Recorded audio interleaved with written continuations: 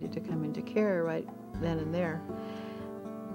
And I frantically was trying to track down a foster family for them, and there was none. So I got tired of looking, so I took them home myself.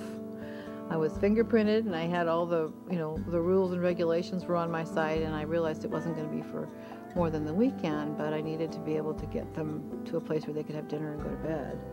And so I took them home. So I was really the only person that they had known since they were little that had been in touch with them, and that, and finally I just said, oh, I should have done this 10 years ago. So I talked with my husband and basically coerced him into having some more kids, and he's been their champion ever since.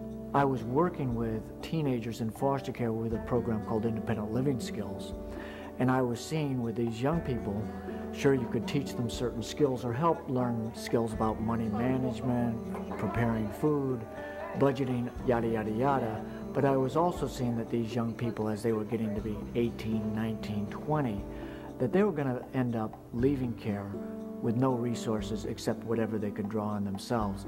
And that's just a scary proposition. And I figured, well, Keith getting to be 12, 13, he's going to end up as one of these teenagers also, without a family for him. The conflict of interest idea, since I still was working for the same agency that Keith was a part of, they knew that they could refer Keith and ourselves to another agency to do the home study and to do the supervision of the case so that there wouldn't be that conflict. So they were really happy with the idea that Keith would have a family. Once we got started, it took a little while to get the hang of it. Christina is 13, Willie 12, and they have spent most of their lives in the foster care system, but they're looking for a special place to call home.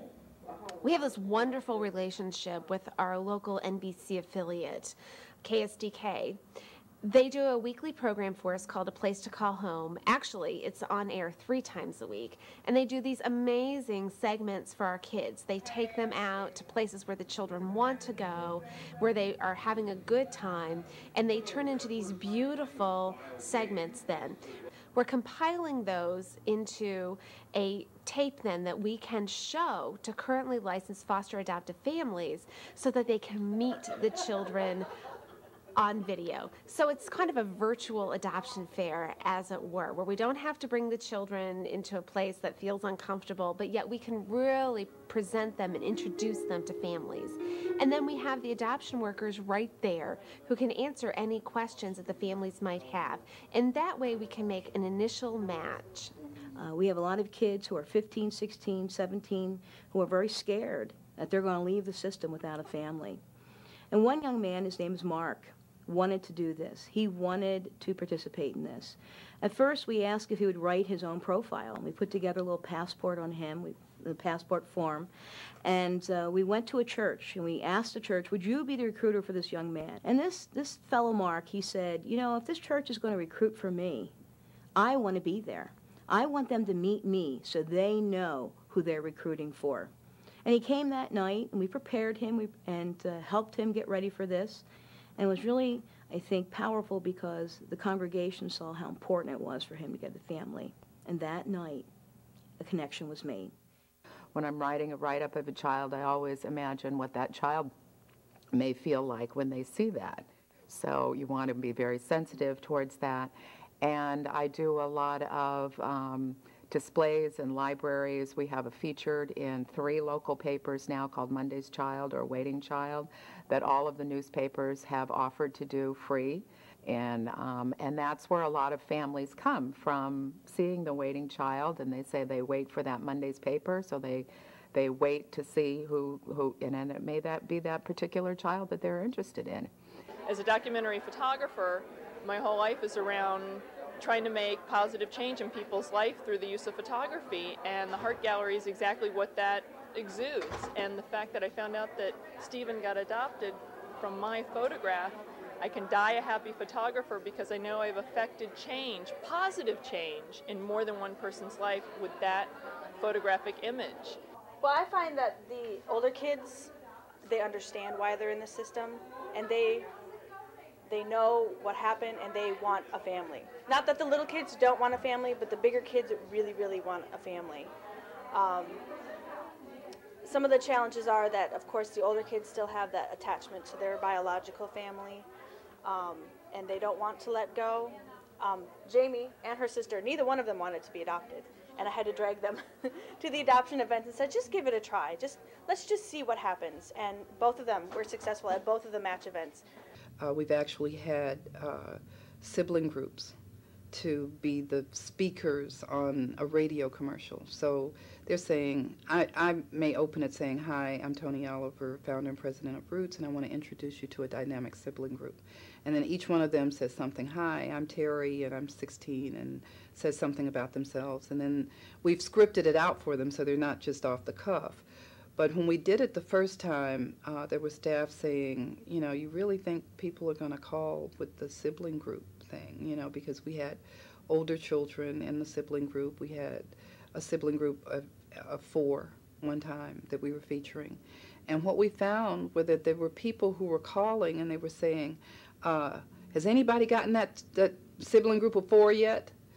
And we were really ecstatic because it gives us the encouragement to know that there are people out there who are willing and capable of taking in children in groups, and that was the target. We were targeting sibling groups. Someone asked, well, what do you think about people soliciting other people and having you on TV and doing all these things so that you're exposed?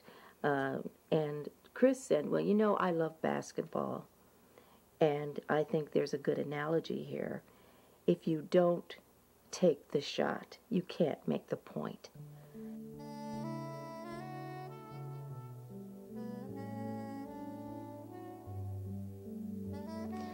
When I first met Josh, he was one of those kids that said, I don't want to be adopted.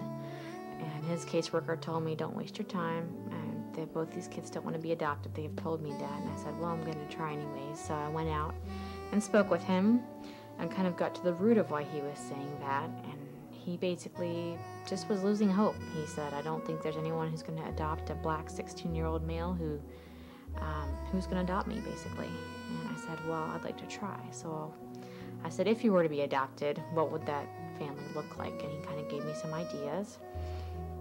And through a connection that I had with Adopt America Network, I managed to find a single dad who had adopted previously. He saw Joshua's profile and he saw what we had seen, that this kid has a lot of potential. He's a kid with great depth, and he said, I'd really like to learn more about him. And here we are 6 months later. He's going to be placed next month. So I was like, being adopted and moving out, you know, that'd be a big step for me. That's a real big step for me. You know, I got a loving father that he's there for me, you know, and that's how I wanted it to be. That's how I think it should be. And I wish all the kids could have it like that. I don't have to move. I can stay in one place. I got my own bed, my own room. Yes. At least, like, when I go off to college, I'll have some place to go back to. And, like, I know there's a family waiting for me that cares about me and loves me and knows that they're always there for me. You have a built-in support system. You have somebody that's there for you 24 hours a day. And there's somebody who actually cares about you and wants you to do things in life that are better for yourself and they're better for everybody else around you. And if you get a family, you just can do a lot more.